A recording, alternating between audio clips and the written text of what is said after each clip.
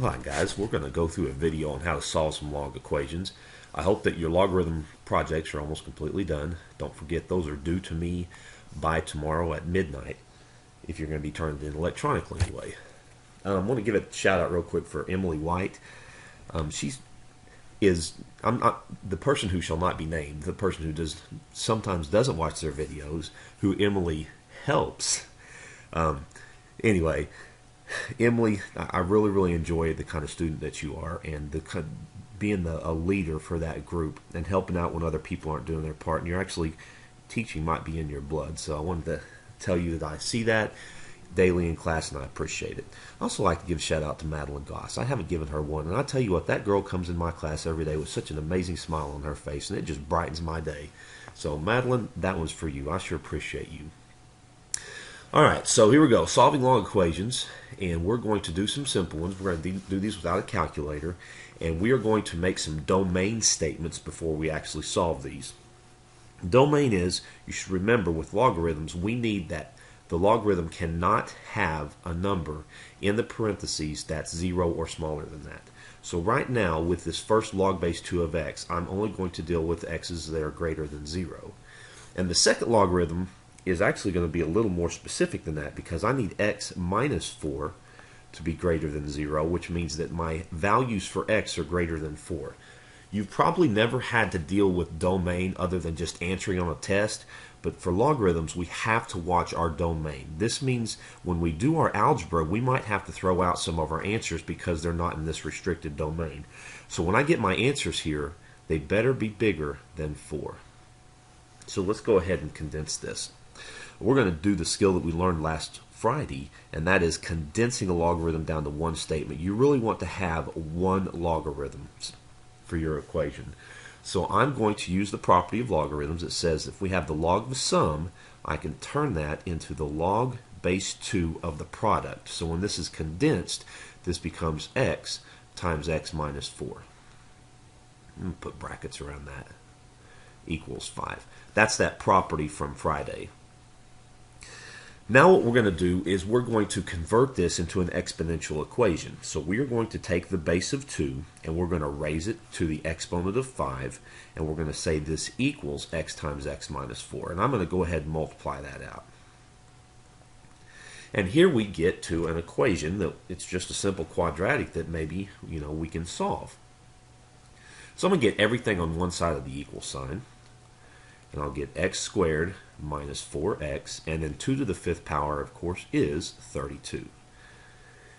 Let's see if we can't factor this thingy. We've got the factors of negative 32 that add a negative 4. That's going to be x minus 8 and x plus 4. And then we set these both equal to 0, so we get our two solutions of x equals 8 and x equals negative 4. But I better be careful. Earlier I noticed that my domain was all values of x that are larger than 4. I cannot plug negative 4 into this logarithm, because if I plug negative 4 here, I get the log base 2 of negative 8. And I would be like, what? I can't handle that.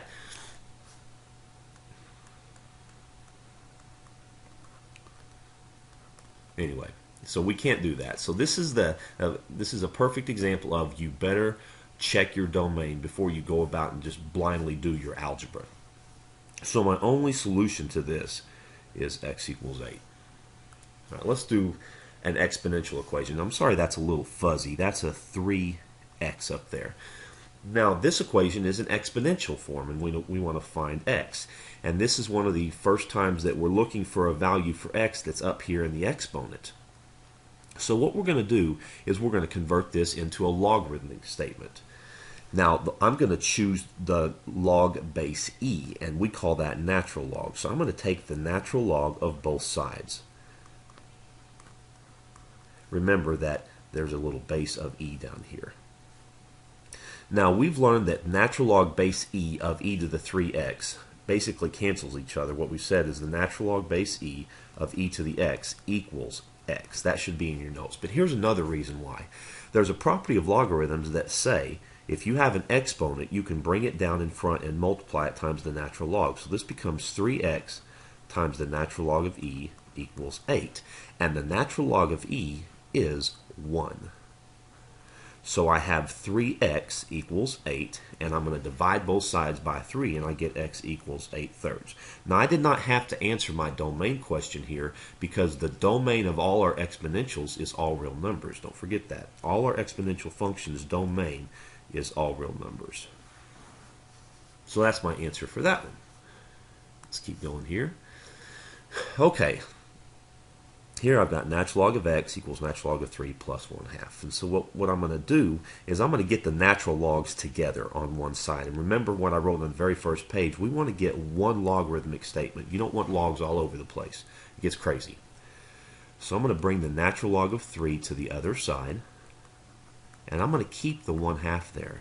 Now here we have that property of logarithms that if I'm subtracting two logarithms, I can rewrite this as a quotient. And I wonder why I have a straight like L for that, and then I did a cursive L here. That's pretty weird. I'm sure that's some kind of personality disorder. So anyway, bring it over here. So I've condensed this logarithm in the natural log of x divided by 3. And now I'm going to convert this into an exponential equation. Remember, the base for natural log is e. So we're going to convert this into e to the 1/2 equals x over 3. And I'm trying to solve for x.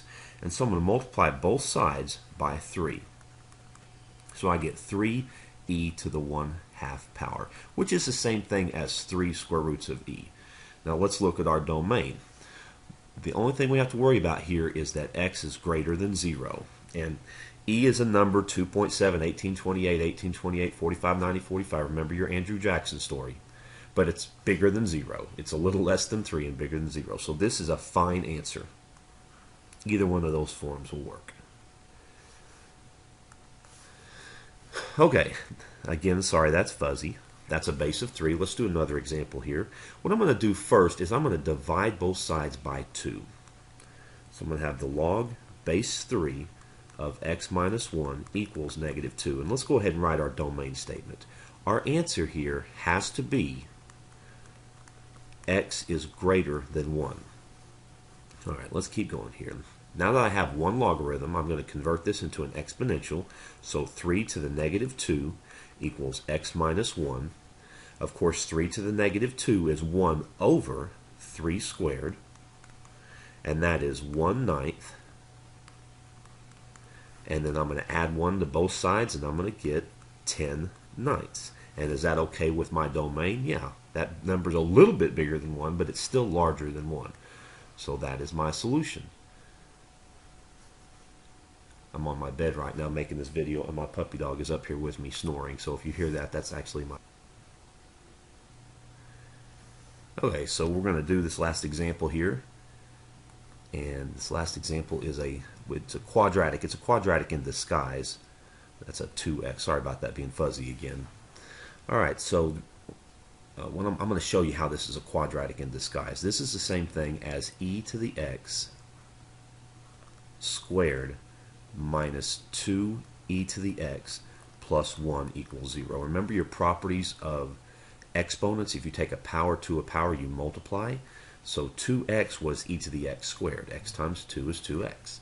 And this is of the form u squared minus 2u plus 1 equals 0. Remember when we did u substitution with solving harder equations? This is a quadratic equation that looks just like this. So this factors into u minus 1 squared equals 0. So this would factor into e to the x minus 1 squared equals 0. And so I'm going to take each factor and set it equal to 0. I really only have one factor here, and it's e to the x minus 1. So I'll add 1 to both sides and get e to the x equals 1. And you can think about this, how do I raise something to a power and it's 1? Do you know what number should go up there? Well, let's just go ahead and do the math to figure it out. I'm going to take the natural log of both sides, and I'll bring the x down in front. Remember, the natural log of e is just 1, and the natural log of 1 is 0. So my answer is x equals 0. So let's see if that makes sense here. E to the 0 minus 2e to the 0 plus 1 equals 0. Anything to the 0 power is 1, and I get a true statement. All right, there you go. So I will see you guys tomorrow.